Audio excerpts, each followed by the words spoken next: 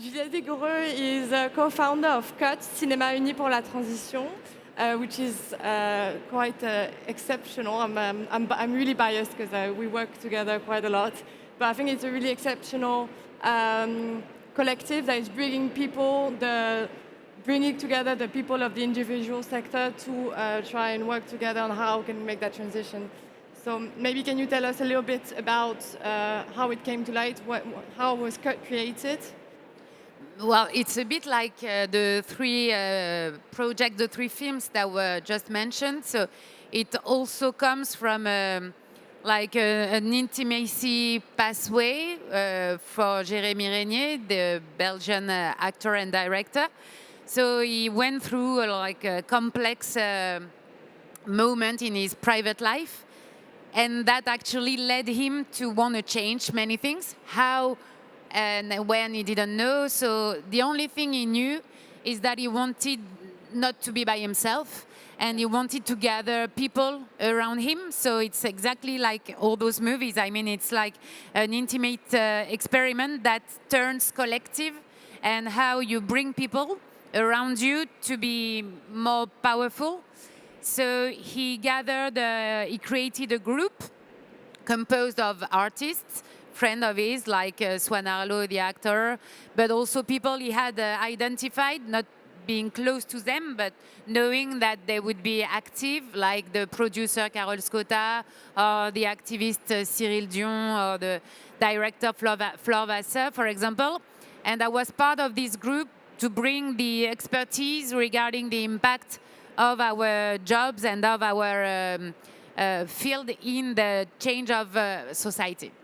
So he created this group thanks to the CNC as well, so the French Film Institute. And we started to talk a lot, not knowing where we were going to.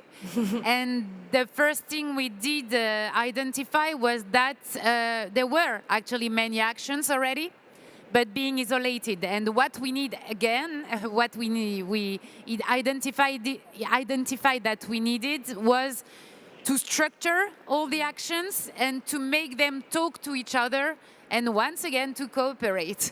Yeah. So then the non-profit was created, so it was 2023. So with those two missions, gather everybody to enlighten what was already existing, and to help creating the tools, the events, the tools with being like many forms, but to help them and to create those tools what were missing in the industry, to shift in a more sustainable and fairer model. And I think it's not only isolated initiatives, but it's also isolated people, because I think there's a lot of people, because it's an artistic field, and like a lot of the artists have big sensitivity, and they want to do something about it, but they don't really know how to act on their own. So you being there is a place where we can gather, talk about it, and see how we can have that collective action. So isolated action, isolated people, unheard people. So it was. Because of course, and I guess many of you do know that when you're somebody involved in like a political topic, you can be marginalized, and so you're not in the core of the ecosystem. So the more numerous we will be, the stronger we will be. So it's also to gather our forces, not to be underheard any longer. And so you created groups working on different topics? Yeah, so we are working on three main pillars, which are how we do make movie, how we do broadcast, exhibit manage our theaters, etc. So for all the jobs in the industry, so how we can reduce our impact, but also, and that's what we're talking about, the story we shape, the story we tell. And so because of course, and that's what has been just shown here, is that cinema not only tells the world, but shapes our society. So how we can help. So, and we are going to talk about something we have thought about. and also how we can help impact movies to have the wider audience as possible. So as part of these groups, there was the narratives group that I was actually a part of. That's how we met. And working on, so how can cinema can make our collective imagination evolve through the narratives it carries. And so I think there's a very interesting project that we want to tell you about today that arose from those working groups, which is called Imaginer Demain. Yeah, it's called Imaginer Demain, so imagine tomorrow. And it's actually a real experiment of cooperation, so at different stages of the project. And so we are a non-profit, I just said it, but we have decided now to produce those movies. So it's a collection of, well, between 10 and 12 short movies. And it's kind of a free card we gave to artists for them to imagine tomorrow. So what would a story look like in a world that would have succeeded in, once again, that would have succeeded in its transition. So not a world that is in transition, but just after. Because we also noticed that we were missing that kind of narratives. It's quite often dystopic or showing initiatives, but like not being what would our world look like. So the experiment is actually to show that we don't need to be like fighting movies or thesis movies. And of course, they're going to be comedy, they're going to be action movies, that could be horror movie, doesn't matter what the topic is, but about what the stage is actually for those movies. So we have many artists that are already on board, including co-founders of CUT for Jérémy Régnier, Swan Arlo, Cyril Dion, but also the directors is Charlotte Lebon, Céline Salette, Romane Boringer. We are currently talking with some others, but I can't say their name yet because it's not done and I'm superstitious. So the idea is to reinvent cooperation from writing. So we do have writing sessions. Like, it's not writing like with many hands. It's like to have your own script, to have other artists thinking about your script and helping you think. And it's just about opening new possibilities. So on the writing stage, we are like creating spaces of dialogue and how we build those scripts, but also about the financing aspects. So we are a non-profit, so we do have like public subsidies, like any like non-profit would like to have.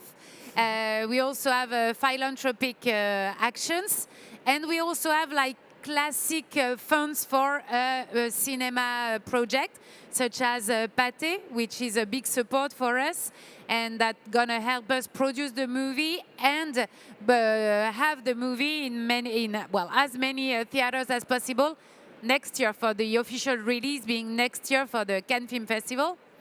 And we do cooperate as well in two disciplines, because it's artists talking with scientists, talking with searchers, talking with industry professionals. So it's like how we do a balance in all the talents we do have actually, and to open those new possibilities. So what could a happy tomorrow could look like?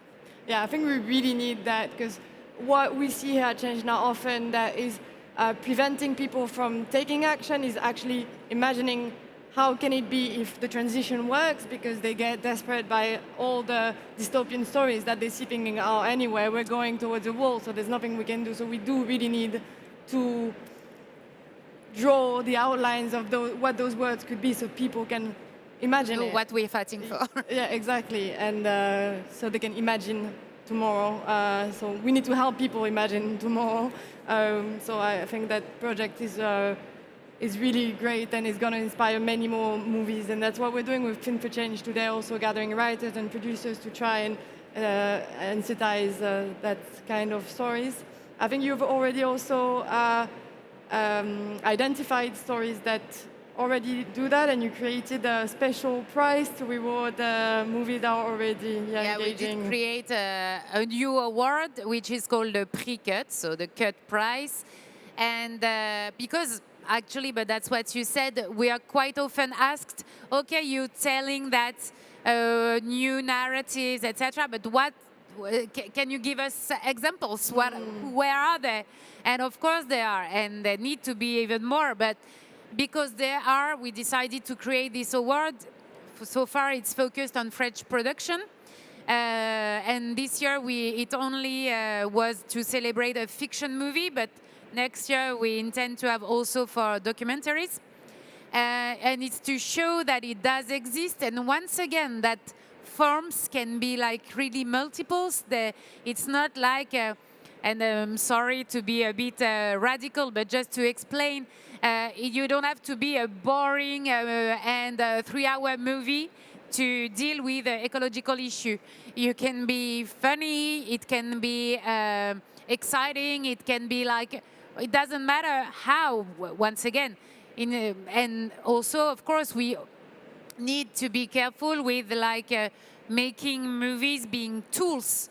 It's art. Yes. There are artists that are writing, that are shooting, once again. So they are not becoming tools, but because they do activate emotion, well, they can be also tools, but not like, it's not their role. I mean, no, they're just like artistic gesture and proposal. Yes. But so, yeah, to enlighten what exists, we decided to create this award, and the award actually went to Arco, and Hugo Bienvenu was here yesterday, I guess, or is here tomorrow. I think, yeah.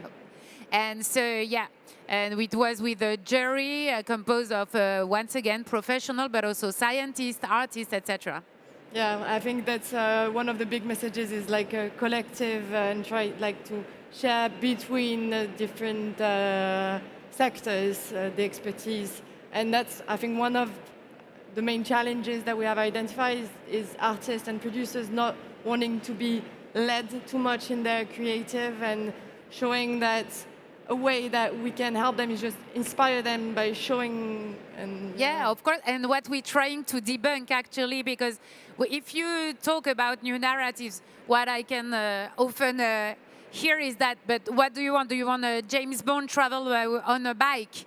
No, of course, it's not the issue. It's like, it's not about reducing imagination. It's like the exact opposite. It's like to open our imagination, to open the possibilities. And so it's not about like having the stories we have today about future. Is have just imagining new futures. So, and some movies already do it. Yes. With that's why the Prix was created. But I guess like we do need to talk to each other, and also if you do observe the ecosystem of the movie industry, like every stage of the production and exhibition and broadcasting has to talk one to each other, because there can be some fears. So it could be from artists saying, well, I don't feel legit with that kind of topics, but it can be from funders that are like, well, it won't work. We don't have the audience for that.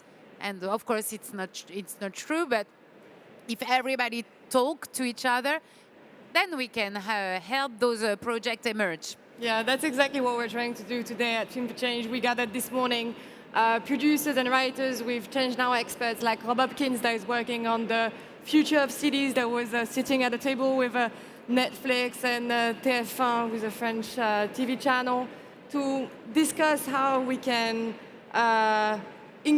put those movies within arenas that we have imagined to be a successful transition, like Imaginez Demain.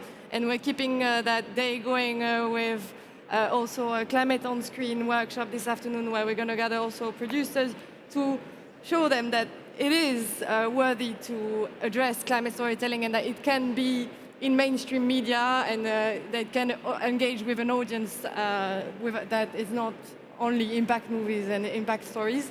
So yeah, thank you so much, Juliette, for bringing that collective action and helping us structure ourselves, because we have a lot of energy, but we do need the structure to keep going. Thank you so much for that conversation. Thank you, Agathe. Today.